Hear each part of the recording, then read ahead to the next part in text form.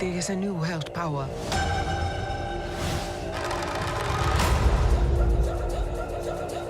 Wakanda will fall. They think we're vulnerable. They're welcome to find out.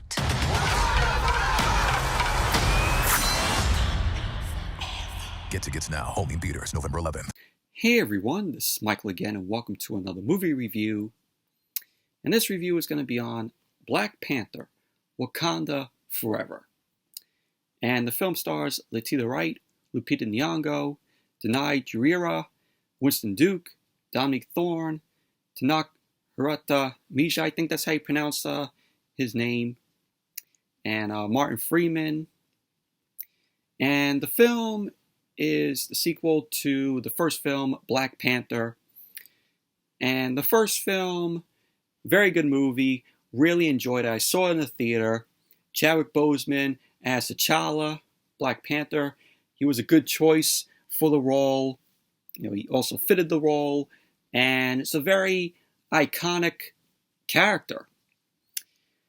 And he brought that character of T'Challa to good standards in the first film.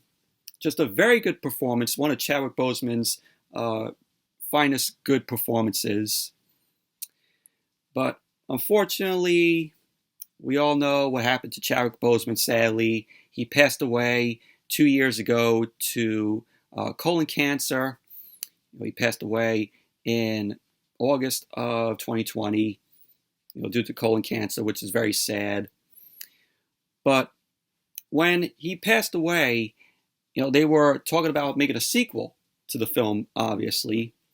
But after the news that he passed, I'm like, so what are they going to do now with the sequel? Are they going to recast T'Challa, the T'Challa character? Or are they going to do a reboot? But unfortunately, they moved forward with the sequel because Marvel chose not to recast the role of T'Challa. But basically, they said that this film was going to focus on the characters of the first film and also Wakanda. And the only reason why they did this was to honor the legacy that Chadwick Boseman helped build in the first film, which is very good. But I saw the film last night, and I really enjoyed it. This was a very good movie, a good sequel, and I thought they did a good job in paying tribute to Chadwick Boseman and his character of T'Challa. Very good tribute that they did for him. But basically what the film is about is the leaders of Wakanda, and they're fighting to protect their nation in the wake of T'Challa's death. Because at the beginning of the film, we find out that T'Challa, who was the king of Wakanda, who of course was played by Chadwick Boseman, T'Challa died of a disease. And so a year later, Wakanda has been under pressure from these other countries to share their vibranium. And some of these parties are attempting to steal the vibranium by force. And pretty much basically it follows Queen Ramonda, who is played by Angela Bassett, and Shuri, who is played by Letitia Wright. Of course, Shuri is the sister of T'Challa. And also Okoye, who is played by Danai Gurira. So basically the Wakandians strive to embrace their next chapter after the death of T'Challa, and the heroes must band together with Nakia, played by Lupita Nyong'o, and Everett Ross, played by Martin Freeman, to forge a new path for the beloved kingdom of Wakanda. But basically that's what the plot to the film is about. But really enjoyed the characters here. Shuri, played by Letitia Wright, who was the princess of Wakanda, the younger sister of T'Challa, and she was given a larger role in the film following the death of Chadwick Boseman. So I thought she did a very good job as the lead, and of course, spoilers though, it leads up to her becoming the new Black Panther, which is cool.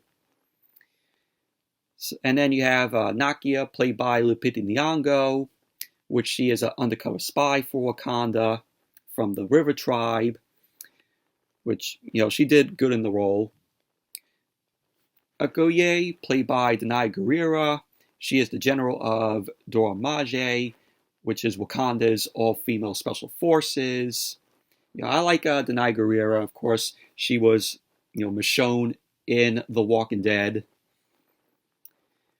You have M'Baku, played by Winston Duke, who is a powerful warrior, and he is the leader of Wakanda's mountain tribe called the Jabari, which, he did good in the role. Then you have Namor, I think that's how you pronounce the character's name, played by Tenoch Huerta Mejía. He is the king of Talokan, and it's an ancient civilization of underwater dwelling people, and they end up referring to him as a feathered serpent god, which they call him Kuklan. I think that's how you pronounce the name. But he's this guy, he comes out of the water, and he has wings on his ankle, which, is kind of cool. But his character is very complex. He's a very complex villain.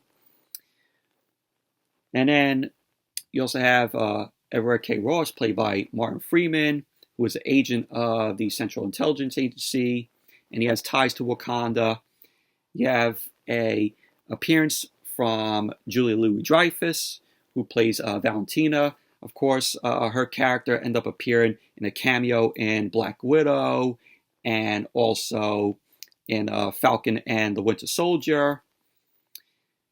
So it was good to see Julia Louis-Dreyfus there. Angela Bassett ends up playing Ramada, who is the Queen Mother of Wakanda. Also, her son is T'Challa. And then you have a cameo appearance by Michael B. Jordan, who reprises his role as N'Jadika. So it was good to see him in there. He's kind of like the villain of the first film. But I thought this was a very good film, good sequel, and there's a whole lot of underwater scenes, which the underwater scenes I thought were very well shot, and also the action scenes I really enjoy. I thought they were very good. The look of Wakanda, absolutely amazing. Black Panther, Wakanda Forever, very good film. Really enjoyed it. If you enjoyed the first film, this is definitely worth watching. A little bit of trivia here on the development of the film. So, it says, with the release of Black Panther in 2018, producer Kevin Feige said there were many, many stories to tell about the character, and he wanted director and co-writer Ryan Coogler to return for any sequel. Coogler wanted to see how Chadwick Boseman's T'Challa, Black Panther, would grow as a king in future films, since his reign only began in the Marvel Cinematic Universe, in contrast to the comics, in which he had been king since childhood. And it says Coogler was expected to begin writing the sequel in 2019, ahead of a planned filming start in late 2019 or early 2020. But on August 28, 2020, Chadwick Boseman died from colon cancer. Coogler stated that he had been unaware of Boseman's illness and had spent the last year preparing, imagining, and writing words for him to say in the film that we weren't destined to see. Kevin Feige and other executives at Marvel were also unaware of Boseman's illness. Boseman, who had become thinner from his illness in the weeks prior to his death, had been prepared to begin gaining the weight back in September 2020 ahead of filming the sequel in March 2021. According to the Hollywood Reporter, industry observers felt Disney could recast the role, but that might generate a fan outcry and prompt comparisons between actors. So it says in December 2020, the film's release date was moved back to July 8th, 2020. Kevin Feige also confirmed that the role of T'Challa would not be recast and said the sequel would explore the world and characters of the first film, as a way to honor the legacy that Chadwick Boseman helped build, which I said earlier. He will later reaffirm that visual effects would not be used to include Boseman in the film, like a hologram, make Chadwick Boseman as a hologram.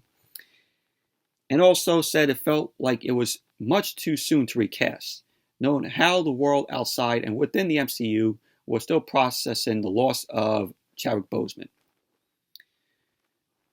So that's a little bit of trivia there.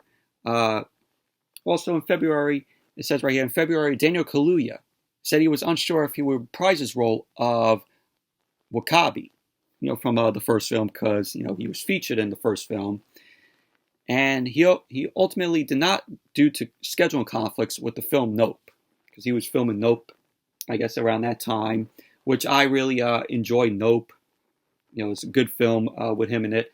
Written and directed by Jordan Peele. One of my favorite films of the year. But overall, Black Panther, Wakanda Forever, very good movie, good sequel. Like I said, if you enjoyed the first film, you all will like this. Man, I thought they paid a good tribute to the T'Challa character and Chadwick Boseman.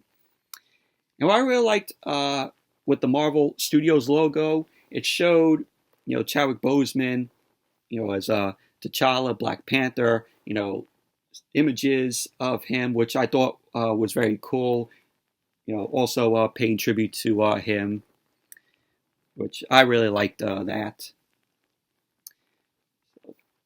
But that's Black Panther, Wakanda Forever. But anyways, that's it for my review of Black Panther, Wakanda Forever. Thank you all for watching. Hope you all enjoyed this review. Give the video a thumbs up, comment, subscribe. And there will be no SmackDown and AEW Rampage review tonight. So I'll see you all later.